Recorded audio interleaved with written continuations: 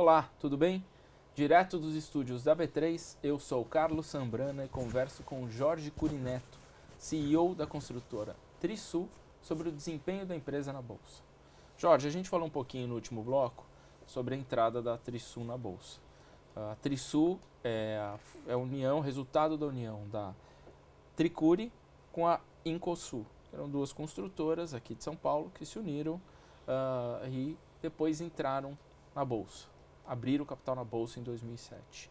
Por que vocês resolveram abrir o capital na Bolsa em 2007? Porque muitas empresas do setor imobiliário acabaram abrindo capital. Vocês foram levados também por esse efeito manada? O que levou vocês a abrir capital na Bolsa? Então, Carlos, a história é simples, porque nos anos de 2004, 2005, 2006, quando o Brasil atingiu uma situação econômica que permitiu a janela da abertura de capital, os bancos de investimento viram no nosso setor uma oportunidade de escala, de gerar valor, de crescimento, e começaram a contatar as empresas todas. E na época existia um ranking da área, onde a Tricuri e a Incosul sempre estavam ali entre o 8º, 9º lugar, o 10º lugar, era o top imobiliário. Existe até um prêmio, todo ano existe um prêmio disso. Então, nós passamos a ser contatados, vamos falar assim, numa segunda leva, porque primeiramente foram as maiores, e depois eles foram pegando as médias. E quando chegou na nossa época, tínhamos aberto o capital já umas 8, 10, 12 empresas, e falaram, olha, talvez vocês como médias precisem de uma musculatura maior. Então, seria melhor vocês conversarem com seus pares aí, do mesmo padrão, se unirem, e daí nós vamos ter bagagem e musculatura suficiente para abrir o capital. Eu falei, puxa vida, mas procurar alguém, seria melhor ir sozinho, mas procurar alguém. E a única empresa que tinha muito a ver conosco era a Incosul. Pelo início, porque o Michel Saad, que é o dono dela, o controlador dela, era meu primo. Então a gente já tinha um relacionamento de família antigo. Eu conhecia a integridade dele, o caráter. Falei, então eu prefiro me unir com gente que eu conheço, gente séria, já que vamos conviver com quem você conhece. E foi isso feito. Então, no ano de 2006, nós fomos procurados, conversamos, uma fusão rápida até, acertamos as regras de convivência, assinamos a fusão, mudamos para o mesmo escritório, buscamos land bank e em outubro de 2017 nós conseguimos abrir o capital. Ou seja, mas foram os bancos que foram atrás de vocês e propuseram esse arranjo? Os bancos, porque os bancos vislumbraram uma escala, um crescimento, o volume de crédito imobiliário no PIB era muito baixo, a demanda existente de casa, de moradia era enorme, e existia todo um crescimento de emprego, de renda, que conversava com essa demanda, que conversava com a necessidade, com o potencial de aumentar o crédito hipotecário habitacional. Esse conjunto todo, num cenário onde o Brasil estava num ciclo positivo de commodities, preços altos, um desenvolvimento econômico tudo indo bem, fazia sentido. Mas uma empresa pública é muito diferente de uma empresa assim, individual, particular, privada. A transparência necessária é muito grande, as coisas mudam sensivelmente. E nós, então, tivemos um grande aprendizado nisso. Como resultado, eu estou muito contente de ter, e fazem já 11 anos que a gente convive com resultados trimestrais, com transparência, com auditoria toda a prova, estamos no novo mercado, temos investidores, nos reportamos a ele.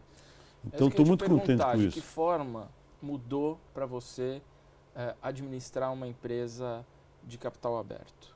Eu recebi aqui nesse mesmo programa o Bira Freitas, que é o CEO da Tegra, antiga Brookfield, Brookfield, e ele disse o seguinte, que ele preferiu fechar o capital da empresa porque ele não tinha que dar satisfação a ninguém, só apenas aos acionistas controladores. Como para você mudou a forma de administrar a empresa, de que forma isso impactou no seu dia a dia? Administrar uma empresa de capital aberta, que antes você não tinha que dar satisfação para ninguém, agora você tem que dar satisfação para os acionistas. Olha, Carlos, eu vou te falar que de uma forma muito mais transparente e muito melhor. Eu entendo as razões do Bira, porque ele quis fechar, cada um tem seus motivos, mas nós, quando abrimos o capital, abrimos com 38% de free float, ficamos com 62%. E hoje nós temos... Para explicar para quem está assistindo, 38% das ações foram vendidas ao mercado. Foram vendidas ao mercado. Isso. Hoje nós temos 73% do controle da empresa. Então temos 27% das ações em mercado. Isso nos traz um controle forte que permite ter a mesma agilidade, praticamente, que nós tínhamos antes de abrir o capital, nós temos hoje. Porém, nós temos uma transparência corporativa muito maior. Isso ajuda muito o relacionamento com crédito bancário, com investidores. Qualquer investidor nosso que compre a nossa ação, que telefone para o nosso departamento de RI e que queira explicações do que a gente lançou, como está indo, em que fase que está o empreendimento, além de ter todas as informações no site, nós temos atendimento pessoal para quem quiser, liga e tem uma transparência total. Isso, na minha maneira de ver, tornou exatamente a empresa muito corporativa, muito profissional. E com essa profissionalização só traz vantagens, porque você se integra definitivamente na área, tanto de crédito como de transferência, e você passa a ser medido trimestralmente pelo seu desempenho. Isso, quem está com intenção de perenizar a empresa, que nem nós estamos, colocando a geração nova para ir aprendendo, trabalhando, é a melhor coisa para eles, porque eles vão ter oportunidade de cada vez mais serem vistos e mostrarem o desempenho deles. Para você é bom para ter como base de comparação com a média do setor e com as empresas que estão listadas em bolsa? Acho muito importante. Eu acho que todos nós, mesmo sendo concorrentes, nós somos amigos, porque esse mercado é pequeno, estamos nisso há 30 e poucos anos, então é muito interessante, um ajuda o outro, quando tem dúvida liga, pergunta, troca ideia, e essa comparação é bastante interessante, é muito boa. A sua margem líquida é de 13%, comparado com outras empresas que tem, do setor, que tem capital aberto aqui na B3, a sua é melhor, porque outras empresas estão com zero ou negativa. A que se deve isso?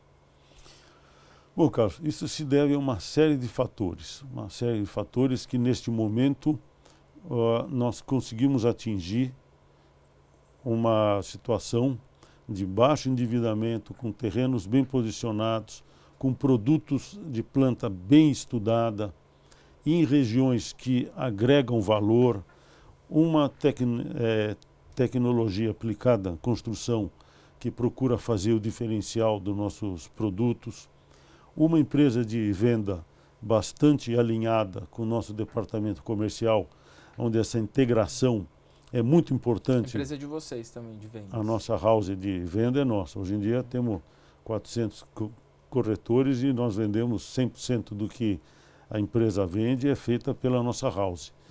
Com essa sinergia entre a empresa de venda, os diretores de venda, os gerentes de venda e os diretores comerciais e a turma da SA, eu chamo SA, quer dizer, a empresa, vamos falar, incorporadora, e chamo house, a empresa de venda.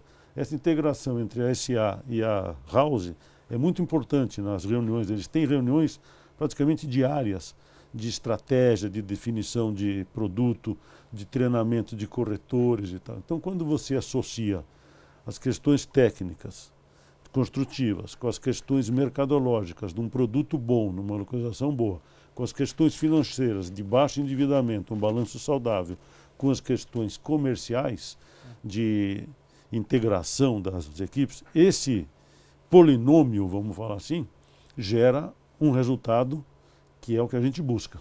Uhum. Outro dado que eu estudei aqui de vocês, que eu achei muito interessante, é que o estoque pronto, que são aqueles apartamentos que não foram vendidos, de vocês é muito baixo. Parece que são mais ou menos 7,6% do total que vocês têm de estoque pronto. Outras empresas chegam a ter 40% de estoque pronto. Como é que vocês conseguem ter pouco estoque na mão? Também em função da estratégia da House com a SA juntas e, nesse caso, se precisar de alguma flexibilização em preço, porque o estoque pronto te gera 3 custos. O custo do capital, que está lá, em vez de você receber juro, você tem aquele fixo ali que você tem que vender, o custo do condomínio e o custo do IPTU. Esses 3 custos são perniciosos à empresa. Então, se você fizer uma projeção de quanto tempo que eu levaria para vender esse estoque se eu mantivesse o preço e condições, versus uma redução de preço, uma flexibilização, alguma campanha, me volta o dinheiro e eu consigo pagar a dívida e eu consigo investir em novos terrenos, ou consigo rodar, quer dizer, com isso eu consigo rodar a empresa numa velocidade maior, entre comprar, provar, lançar e vender. Acho que essa é a diferença de uma empresa de capital aberto, na minha opinião, cujo objetivo é buscar ROI, buscar margem líquida, buscar dividendo para distribuir para os acionistas, e uma empresa menor, onde seja de dono, onde ele de repente olha para esses estoques e fala, puxa, eu acho que o mercado vai subir, então, como não tem endividamento, deixa lá parado que daqui a pouco eu vendo. Mas isso gera custo para Isso gera custo, mas de repente esse custo ele não está incomodando.